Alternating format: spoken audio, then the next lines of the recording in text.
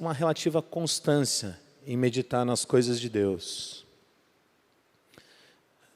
Acho que eu poderia investir mais tempo, mas eu tenho uma relativa constância em meditar nas coisas de Deus.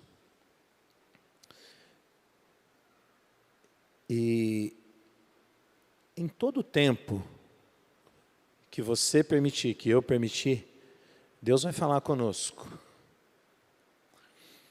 Eu, às vezes, já ouvi pessoas dizendo assim, que Deus não é papagaio e Ele não fica falando toda hora, toda hora, toda hora. Mas eu creio que Deus fala toda hora. Se você conseguiu acordar hoje, Deus já estava falando algo para você. Da sua bondade, Ele te deu vida nesse dia. Quando você abriu a porta da sua casa, a sua janela e viu esse dia lindo se desenhando lá fora. O Senhor falou algo para mim e para você. Esse é o presente que Ele deu para mim e para você. Talvez o Senhor não vai falar audivelmente com todo mundo, toda hora, todo dia. Mas o Senhor fala comigo e com você. Sabe, você já deve ter ouvido e talvez até falado isso, que às vezes um olhar fala mais do que 1000 palavras. Deus se expressa para comigo e para com você, através da sua criação e através da sua criatura. Então, todos os dias, o Senhor fala conosco, Ele ministra as nossas vidas. Se você e se nós permitirmos isso acontecer. Eu, graças a Deus, eu sou muito feliz com o que eu trabalho, e eu trabalho com gente. Não que seja simples e fácil, mas eu amo trabalhar com gente, eu amo lidar com gente. Do que me consta, desde que eu era pequenininho e comecei a trabalhar com 10 para 11 anos, eu sempre tive trabalhos envolvidos com pessoas. Eu sempre me relacionei com pessoas. E é muito interessante, hoje, com a visão do céu, como o tempo inteiro, se você permitir, Deus fala com você e fala através de você. Esse é um propósito de Deus para as nossas vidas. E aonde eu trabalho, na academia que eu trabalho, eu tenho muitos irmãos que trabalham, que estão ali comigo, fazem parte do meu serviço. Então, quase sempre sai alguma conversa do céu.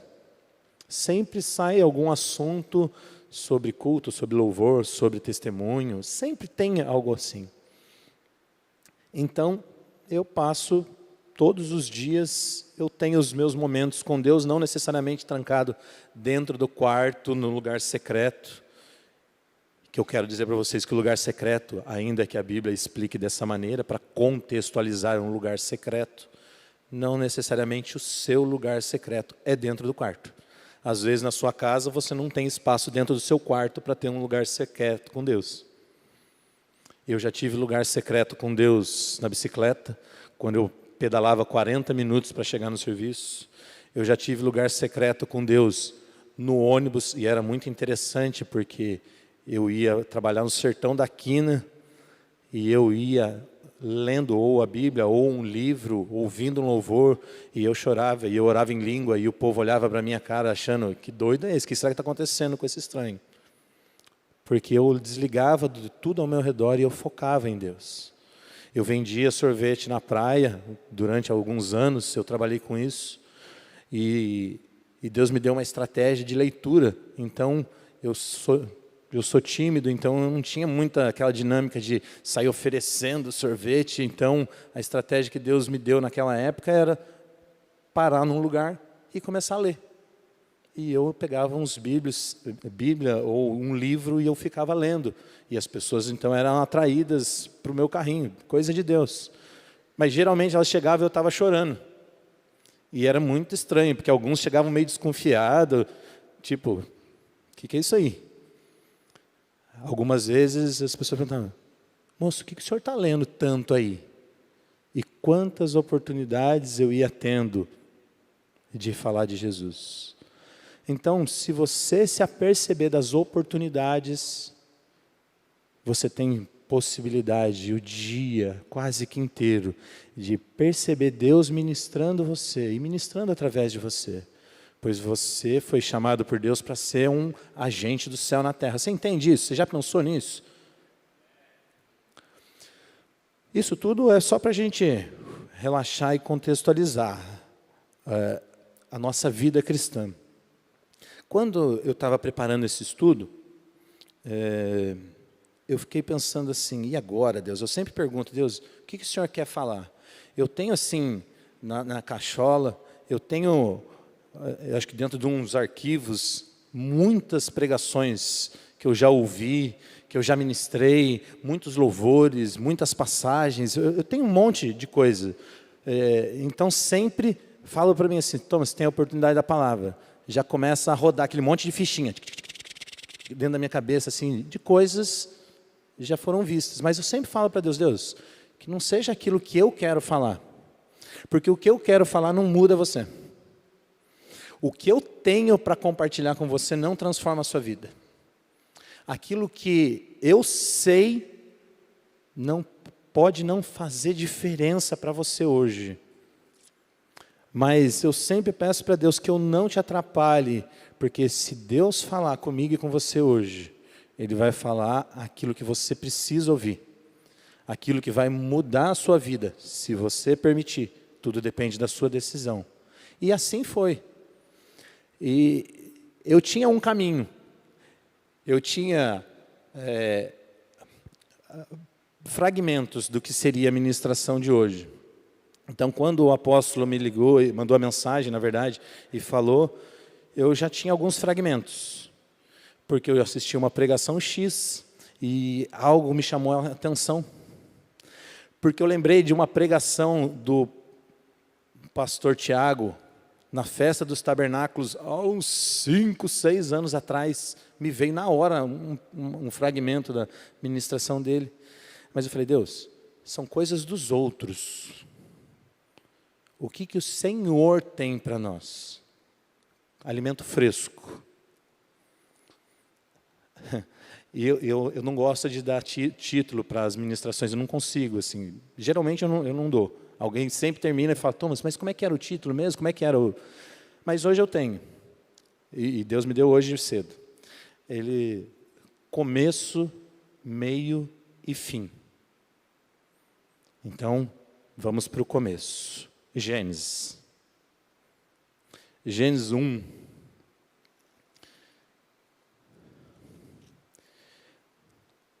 Gênesis 1, 26.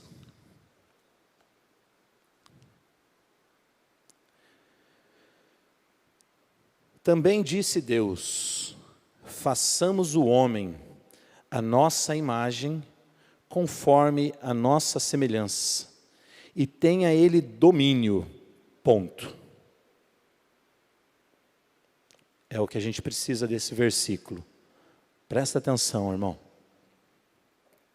Quando o Marcelo, no começo, começou a ministrar a respeito do barro, da casa do oleiro, eu falei, uau, é confirmação.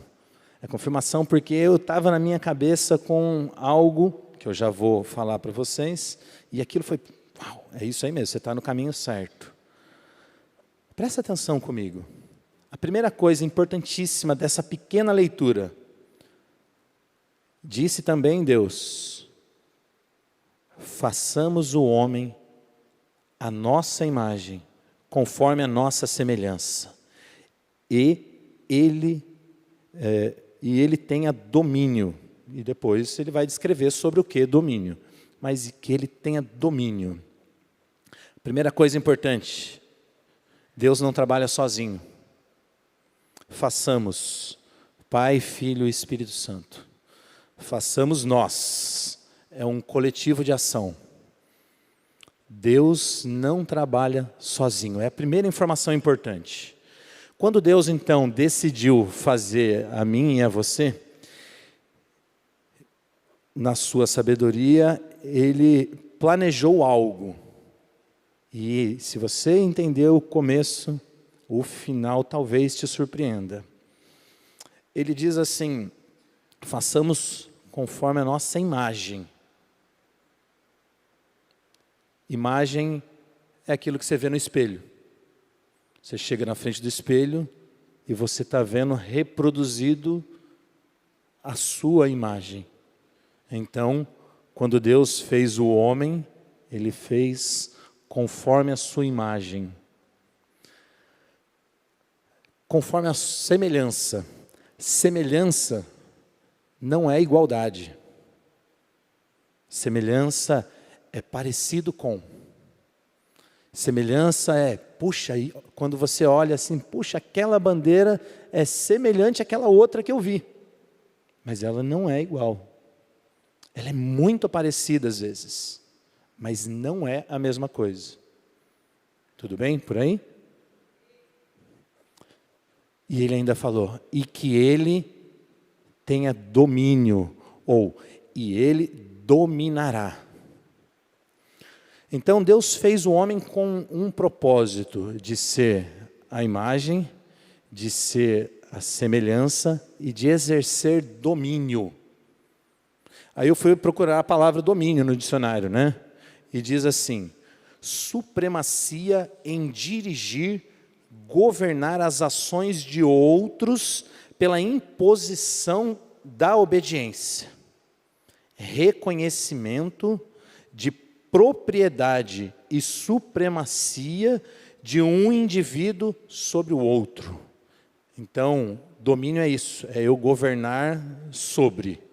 E ali ele faz a descrição, que ele domine sobre os animais, do céu, do mar, da terra, e sobre toda a terra. Então a função do homem era ser igual a Deus e estabelecer nessa terra domínio, governar essa terra, ditar como as coisas funcionariam aqui. Amém? Estamos indo bem? Mas aconteceu o pecado, você e eu conhecemos muito bem, e o homem perdeu essa autoridade delegada, esse domínio, esse poder de fazer da terra o que aprovesse a ele, de acordo com as regras que Deus estabeleceu. Quais foram as regras que Deus estabeleceu para o governo do homem aqui? Alguém lembra? Deus falou para ele só uma coisa que era para ele fazer. Essa era a regra que ele tinha estabelecido. Coma de todas essas frutas, né? As árvores todas são para o seu alimento, porém essa não. Ele só tinha uma regrinha básica para cumprir: não comer daquele fruto X. E ele não conseguiu ser fiel naquilo. E a consequência nós já conhecemos muito bem. Tudo bem? Parece descontextualizado o que eu vou falar agora, mas vocês vão entender depois. Ainda em Gênesis 2:24, esse versículo ele aponta para o fim. E eu nunca tinha visto isso dessa maneira. 2:24. Por isso deixará o homem pai e mãe e se unirá à sua mulher, e se tornarão os dois uma só carne. Puxa, Thomas, o que isso daí tem a ver com o fim? Ele está falando que do homem fez a mulher é para o homem é para a mulher, e os dois se unirão e serão uma só carne. Fica com isso na sua mente, que é o começo de todas as coisas, é importante. Os dois se unirão e serão uma só carne. Você já viu alguém que casa e se transforma numa coisa só? Com 4 braços, 2 cabeças, você já viu? Então não é sobre isso que está falando, não está falando de uma mudança física, você concorda comigo? É algo espiritual que Deus está falando, amém? Então Deus está apontando aqui para um mover espiritual, onde dois se tornam um. Amém? E agora vamos continuar. Olha onde Deus me levou. Vamos lá. Efésios 1.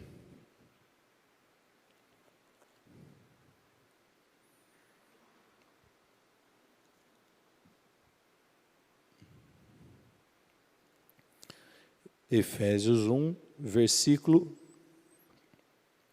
5.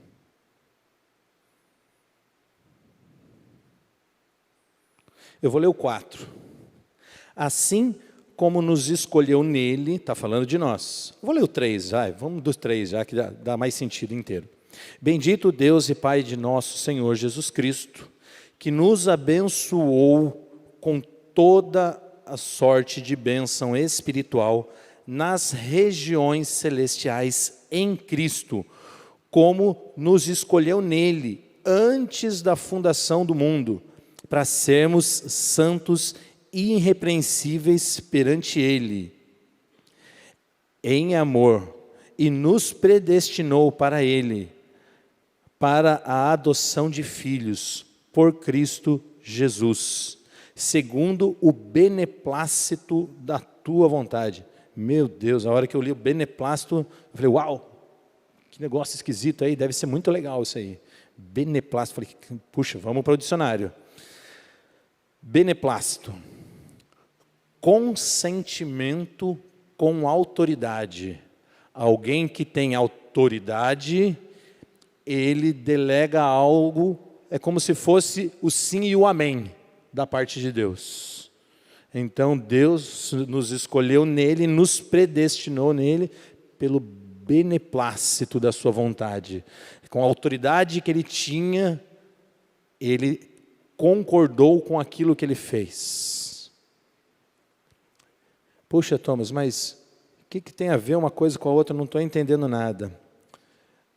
Ele nos abençoou. Pega isso. Você precisa de alguma bênção? Pensa em alguma área da sua vida que talvez você tenha vindo aqui e fala, puxa Deus, hoje o Senhor podia abençoar minha saúde, eu preciso de saúde. Deus, meu casamento, Deus, eu preciso tanto de uma bênção no meu casamento. Senhor, puxa, eu queria muito um emprego. Pensa na sua necessidade. E pensa que se você sair daqui com o suprir da sua necessidade, você vai se sentir abençoado? Não é assim que a gente se sente? Você tem uma necessidade e de repente a sua necessidade é suprida, você fala, uau, que bom, graças a Deus. Alguns de nós ainda falam isso, graças a Deus, que benção. Aqui está dizendo que Deus já nos abençoou.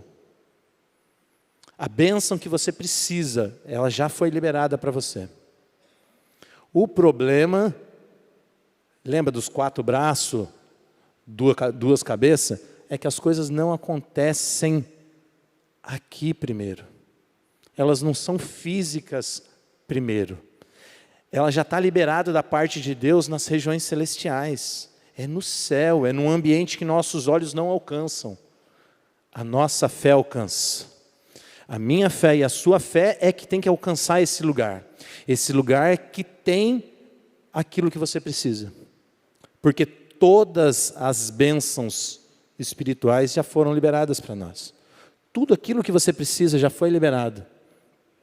Esse versículo ele também fala assim, que nós,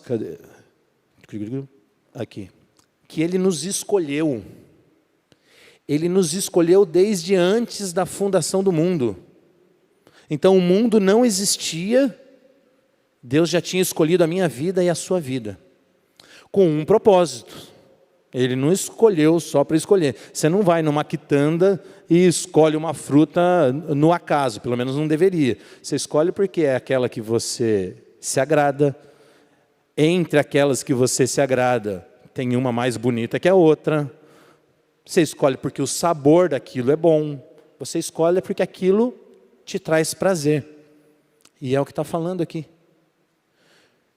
Eu não sei se é simples para você imaginar, mas eu sou extremamente fértil na imaginação, que Deus caminha na eternidade. Então, o princípio de todas as coisas na criação e o fim de todas as coisas para Deus é uma coisa só. Ele caminha por esse tempo de espaço. É difícil para a gente, às vezes, entender isso. Mas antes que tudo tivesse sido feito, Ele já sabia de tudo, inclusive que você ia nascer e que você um dia ia vir para a igreja e aceitá-lo como o Senhor da sua vida. Ele escolheu você para isso. E também diz nesse mesmo versículo que Ele nos predestinou. Ele nos deu um destino prévio. Um destino prévio. Não é um destino prévio simples de você ser um jogador de futebol, um eletricista, um professor. É um destino prévio espiritual. Amém? Vamos continuar na brincadeira. Aí a gente sai desse texto e vai para João. João capítulo 15. Evangelho de João.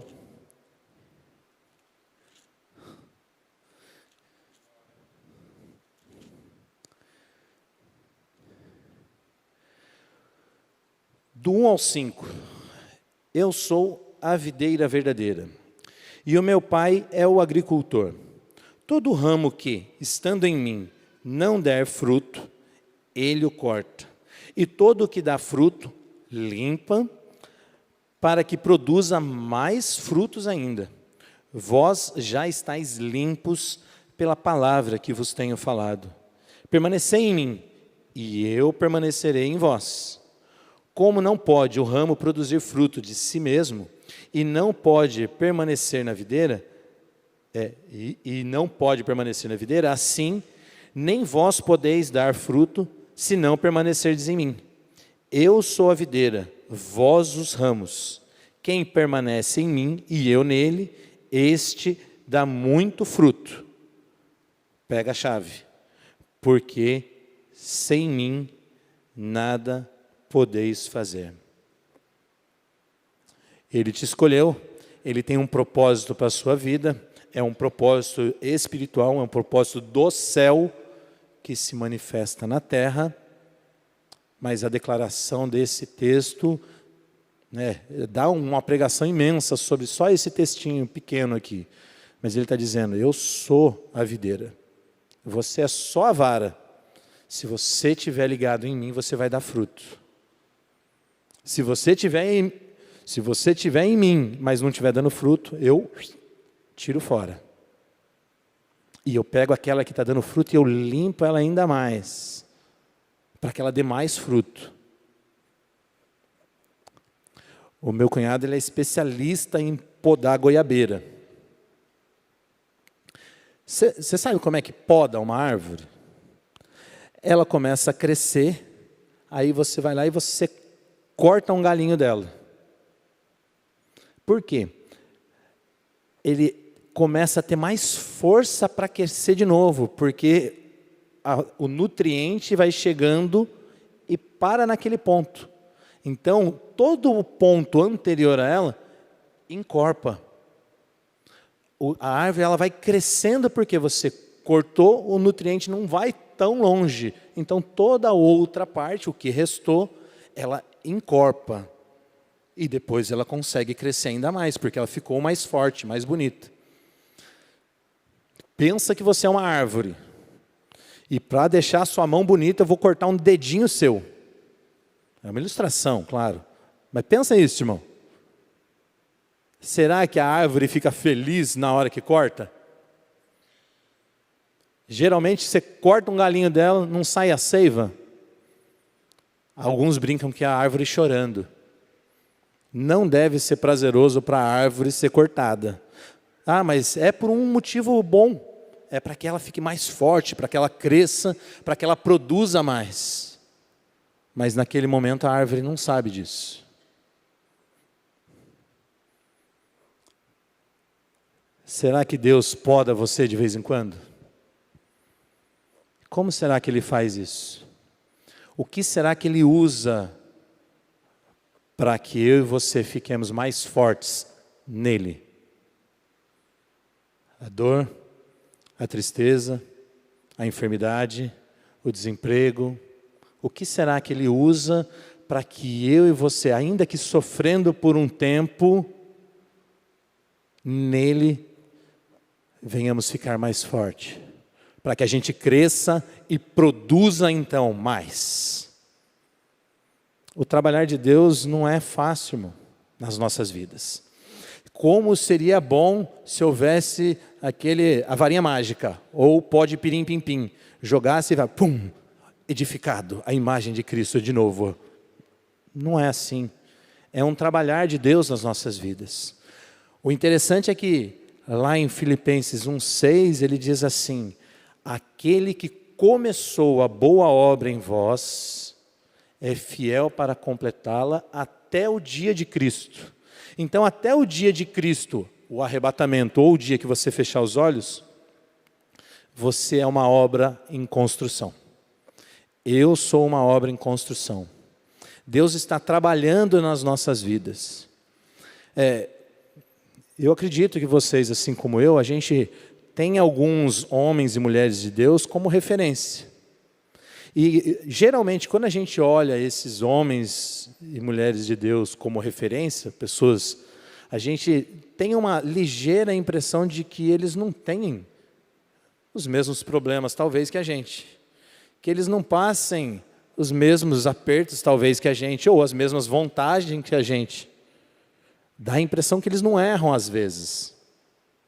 Mas, irmão, vivo, tudo obra inacabada. Tudo tem uma coisa para mudar, para melhorar, para construir, para edificar. E Deus sabe como funciona isso, como fazer isso acontecer. Muito melhor do que eu e você. Sabe, do começo, né? A gente está do começo ao fim, sabe? Olha que interessante. E olha como você é precioso para Ele. A Bíblia diz: e disse Deus, haja luz. E se fez luz. E Ele foi dizendo, haja, haja, haja, o verbo em ação, e as coisas foram acontecendo. Tudo bem? Gênesis, o começo de tudo, e criou o céu, a terra, os luminares, o céu para governar o dia, e assim por diante, né? Deus foi fazendo todas as coisas. Você já parou para prestar atenção no detalhe de como você e eu fomos feitos? Eu estava ali na hora do louvor, o Marcelo ministrando sobre o vaso, e eu fiquei olhando para o vaso. E eu fiquei pensando na construção, no começo. Quando Deus fez a mim e a você. Deus falou para fazer tudo, porque Ele tem poder para fazer isso. Só que a Bíblia declara que quando Ele fez o homem, o façamos, a minha imaginação fértil, tá bom? Ele sentou na beiradinha do rio, perdão os irmãos que não conseguem ver, mas eu estou sentadinho ilustrando, regaçou as mangas, enfiou a mãozinha lá naquelas águas, arrancando o barro, e com a mãozinha, Ele foi formando um ser. Você está entendendo a diferença? Imagina, Ele perto daquela árvorezinha, aquela água passando, toda a criação que Ele teve poder para falar. Mas quando Ele foi fazer a mim e a você, Ele sentou e Ele começou a trabalhar com as suas próprias mãos. Ele começou a criar o homem conforme a sua imagem, conforme a sua semelhança. Você não foi feito de qualquer jeito, irmão. A Bíblia diz que quando você ainda era uma massa informe, vazia no ventre, o Senhor já te conhecia e todos os seus dias já iam sendo registrados por Ele. Você é uma obra em transformação, onde Deus coloca as mãos. Deus, ele não fica de longe dando uma ordem apenas. É que é algo espiritual, não é algo físico. Às vezes a gente ainda sente o toque de Deus por misericórdia dele. Mas eu estou falando de algo espiritual, Deus trabalhando em mim e em você. Tenta imaginar o seu Criador quando você está dormindo, ele senta do lado da sua cama e começa a tocar você.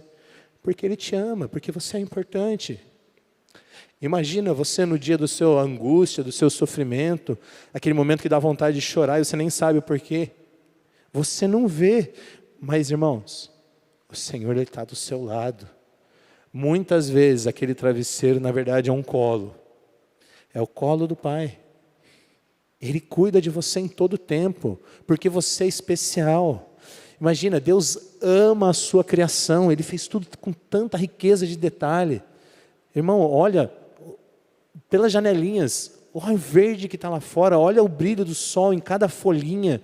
E se você se atentar para o detalhe, olha a diferença de uma folha para outra. Quando a gente vai numa floricultura, você vê cada espécie de flor, uma mais linda que a outra. Quando você vai numa quitanda boa, você vê uma fruta mais bacana, mais diferente que a outra. Quanto detalhe quando você senta na beira do mar. Olha o que Deus fez, irmão. Olha o que Deus fez. Mas quando Ele quis fazer todas essas coisas com a sua palavra, com o seu poder, Ele fez tudo isso e a Bíblia diz assim, e viu Deus que era bom.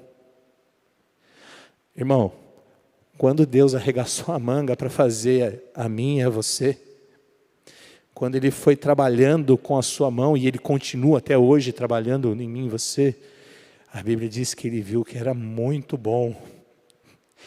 Você é o melhor da obra de Deus, irmão.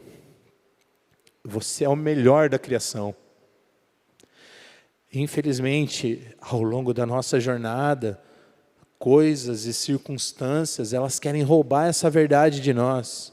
Ela vem querendo diminuir o valor, a importância que você tem, o quão especial você é. Mas eu quero dizer para você, você é o melhor de Deus.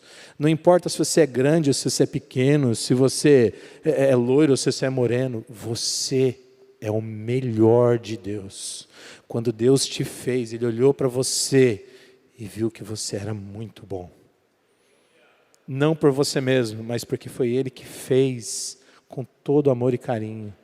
Amém?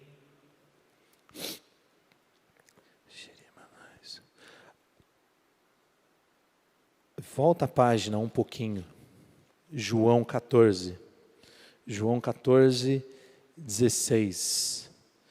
Diz assim, Jesus falando, e eu rogarei ao Pai, e Ele vos dará outro Consolador, a fim de que esteja para sempre convosco. O Espírito da verdade, que o mundo não pode receber. Pega a chave, irmão. Porque não o vê, nem o conhece. Vós o conheceis.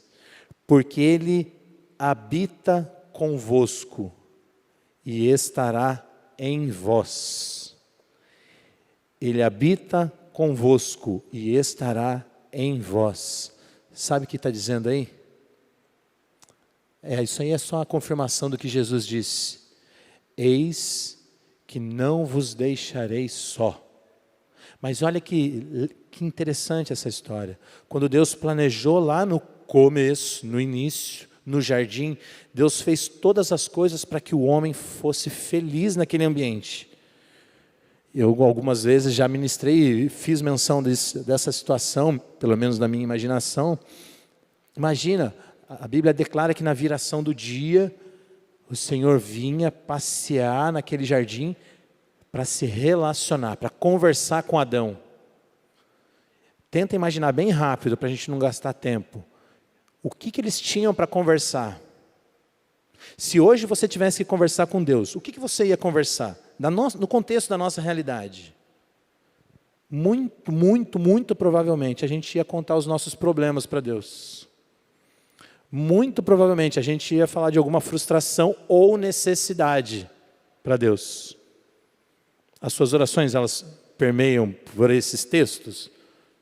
Frustrações, anseios, necessidades? é lícito. Mas pensa o que Adão conversava com Deus. Que tipo de conversa eles tinham? Adão não tinha problema, tinha Eva, mas não tinha problema. Né? Só Deus sabe, né? Mas assim, a gente imagina que ele não tinha problema. Ele tinha uma natureza maravilhosa. Ele tinha o melhor que Deus tinha estabelecido para ele, para que ele vivesse e desfrutasse da bênção.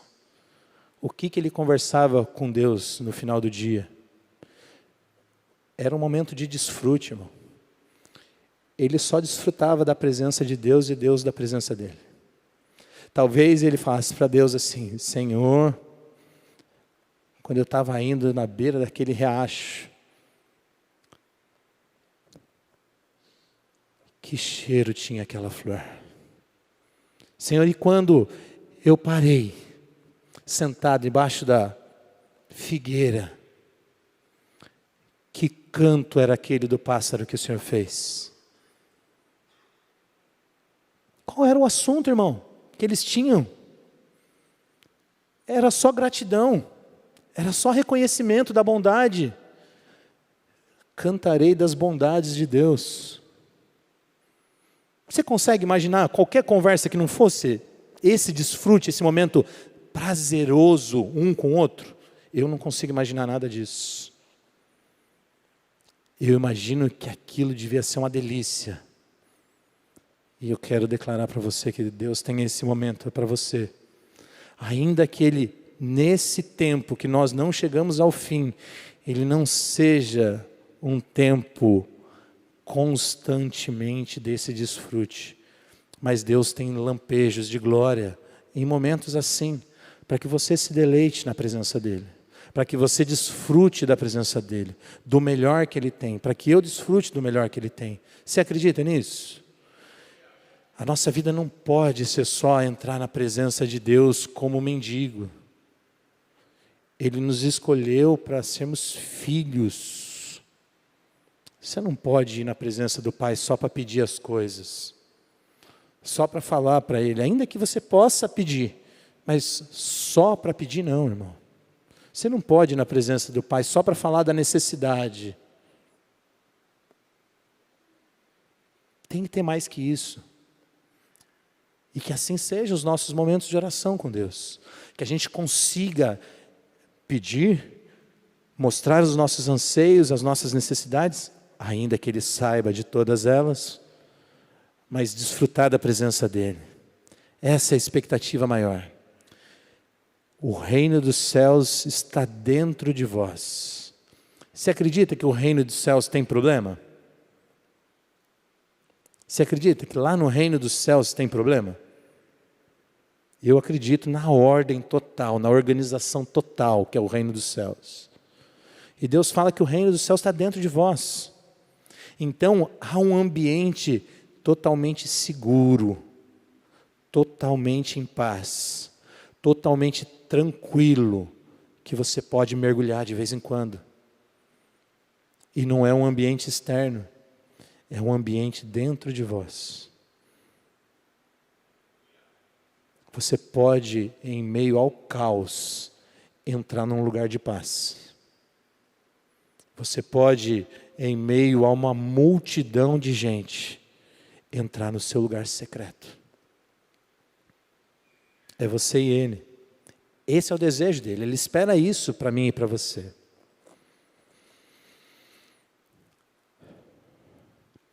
Abre em Apocalipse. Apocalipse 21.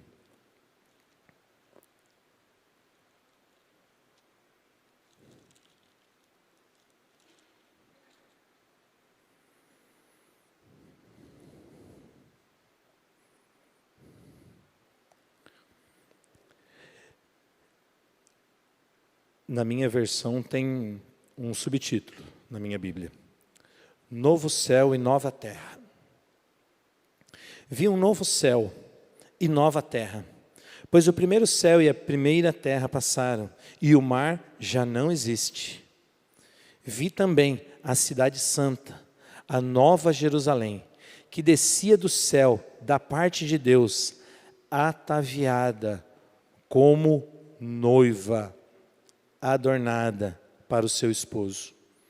Então, ouvi grande voz, vinda do trono, dizendo: eis o tabernáculo de Deus com os homens. Deus habitará com eles. Eles serão povos de Deus, e Deus mesmo estará com eles. Ele lhes enxugará dos olhos toda lágrima. A morte já não existirá. Já não haverá luto, nem pranto, nem dor, porque as primeiras coisas passaram. Apocalipse fala do final.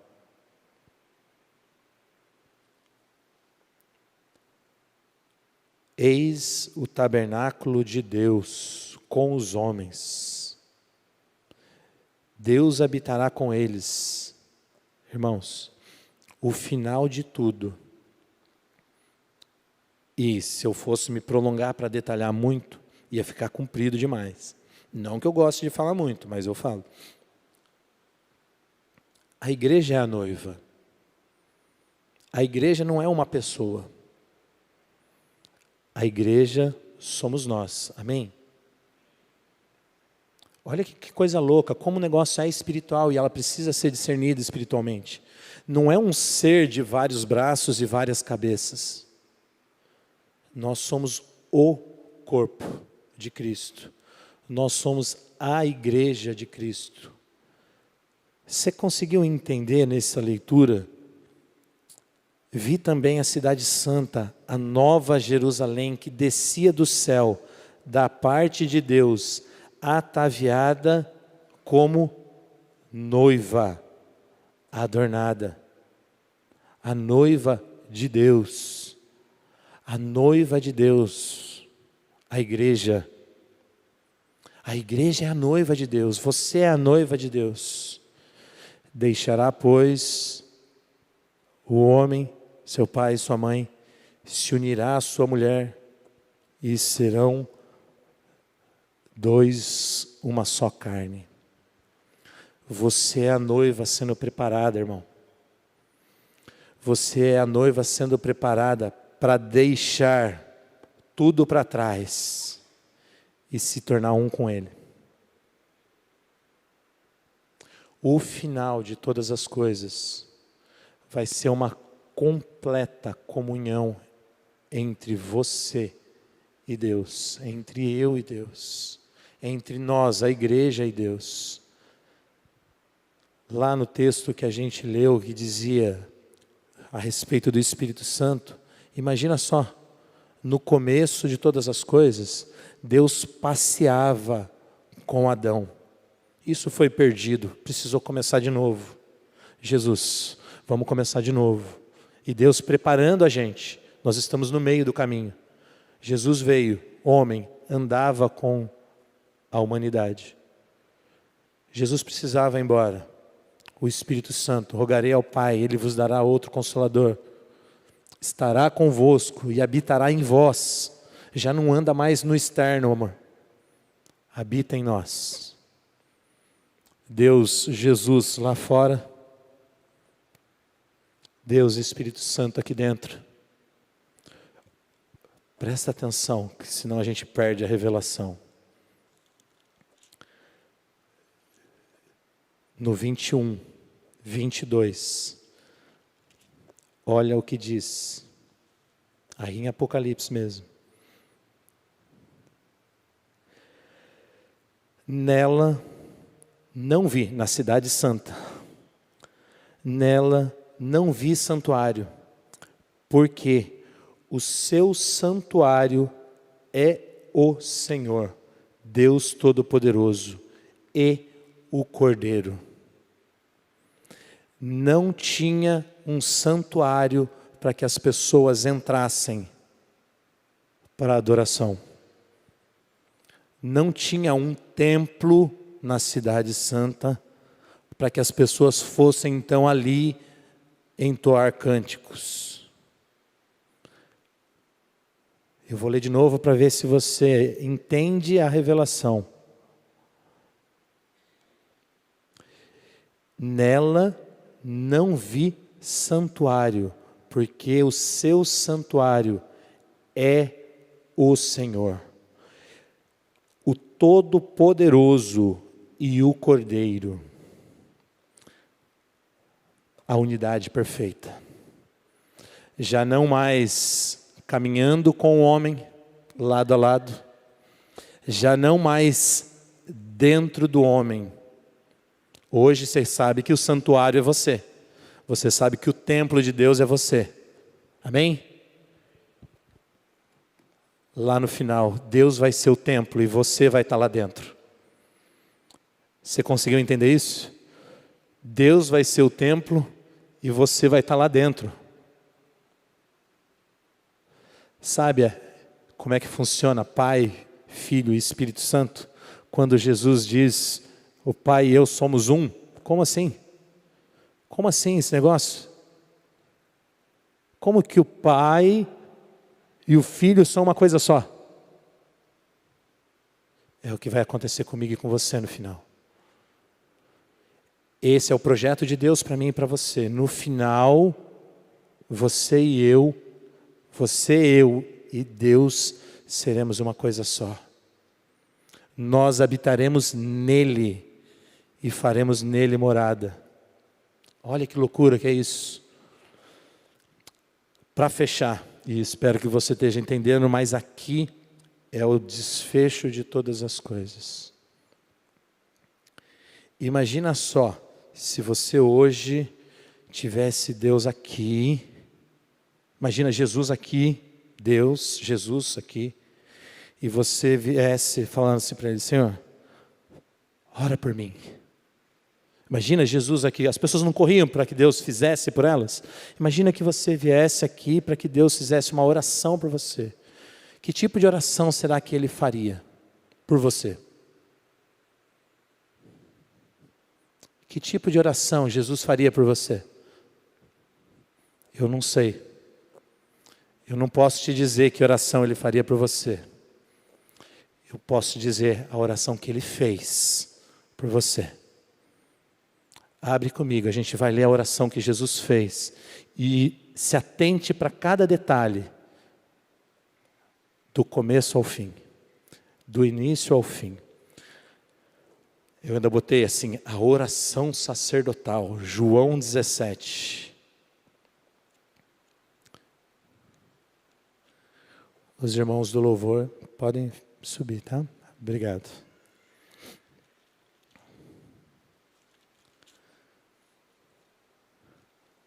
João 17, diz assim: Tendo Jesus falado essas coisas, levantou os olhos ao céu e disse: Pai, é chegada a hora. Glorifica teu Filho, para que o Filho te glorifique a ti. Assim como lhe conferiste autoridade sobre toda a carne, a fim de que ele conceda vida eterna a todos os que lhe deste. E a vida eterna é esta, que te conheçam a ti, o único Deus verdadeiro, e a Jesus Cristo, a quem enviaste. Eu te glorifiquei na terra, consumando a obra que me foi confiada a fazer.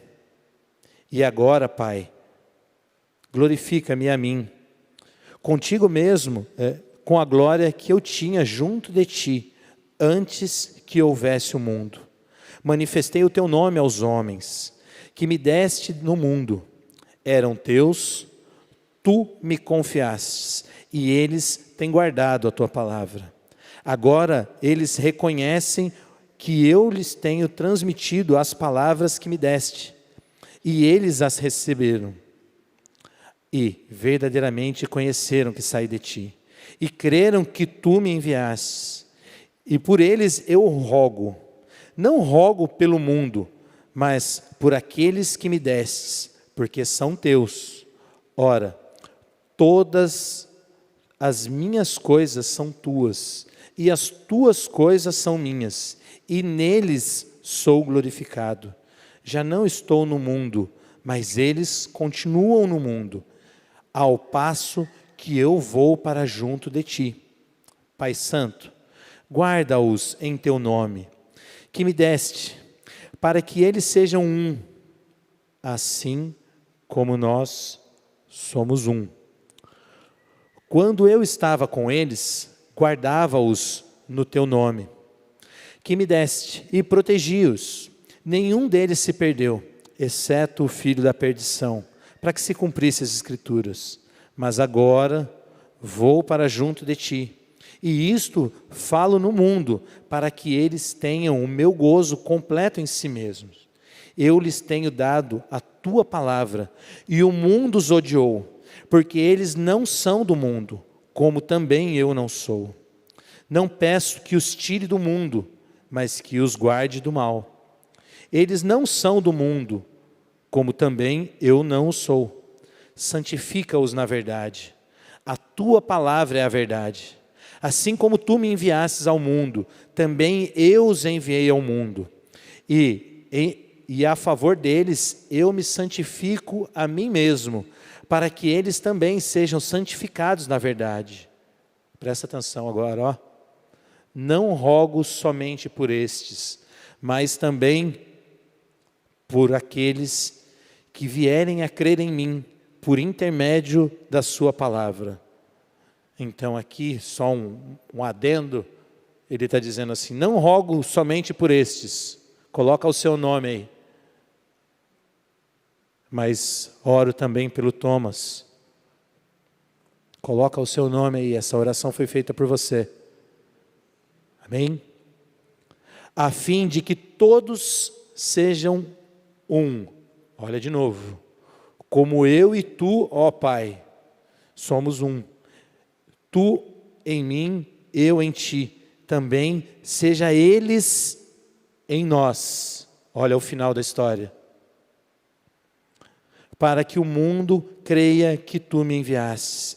Eu lhes tenho transmitido a glória que me tem dado, para que sejam um, como nós o somos.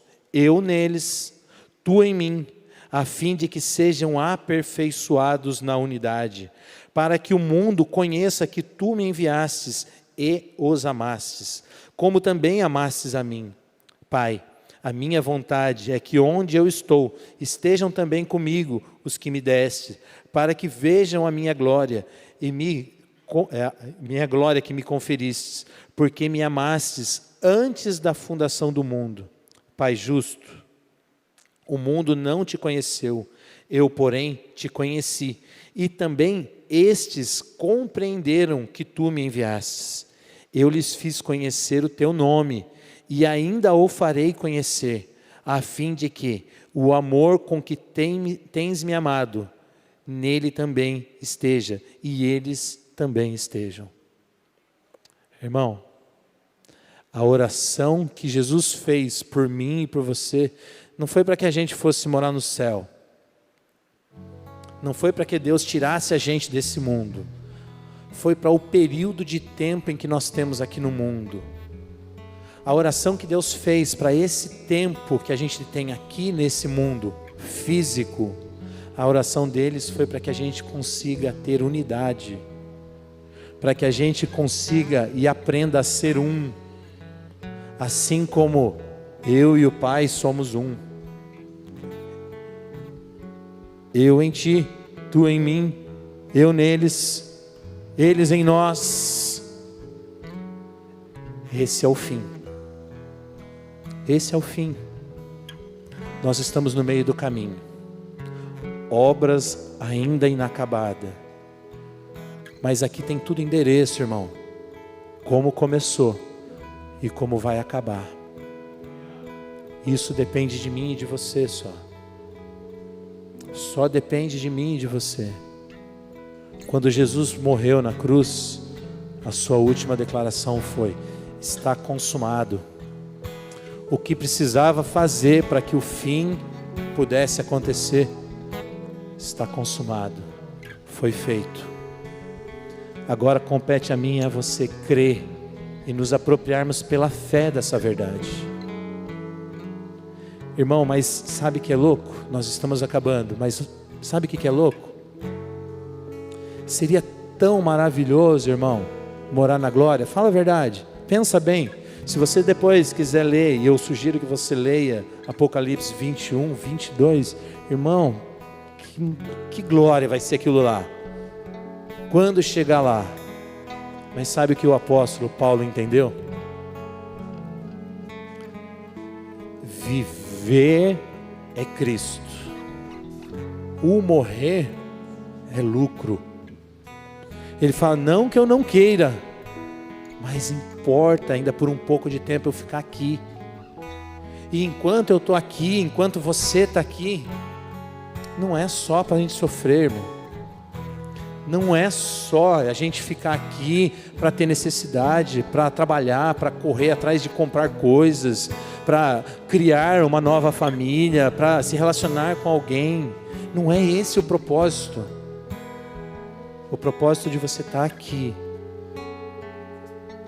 é você aprender a se comportar como lá no céu. Aqui é um treinamento. E dentro desse treinamento ainda tem uma missão.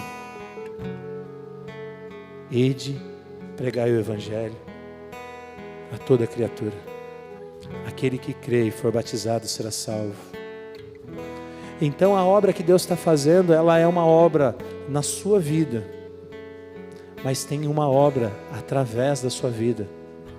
Tudo que Deus faz na sua vida é para que através da sua vida o Pai seja glorificado, como era na vida de Jesus. Não foi isso que a gente leu na oração de Jesus? Pai, eu te glorifiquei a ti, confiando a eles a minha palavra, a palavra que tu me desses. E a palavra que Deus deu para mim e para você é essa: fazei discípulos. Que o Pai seja glorificado na minha vida e na sua vida.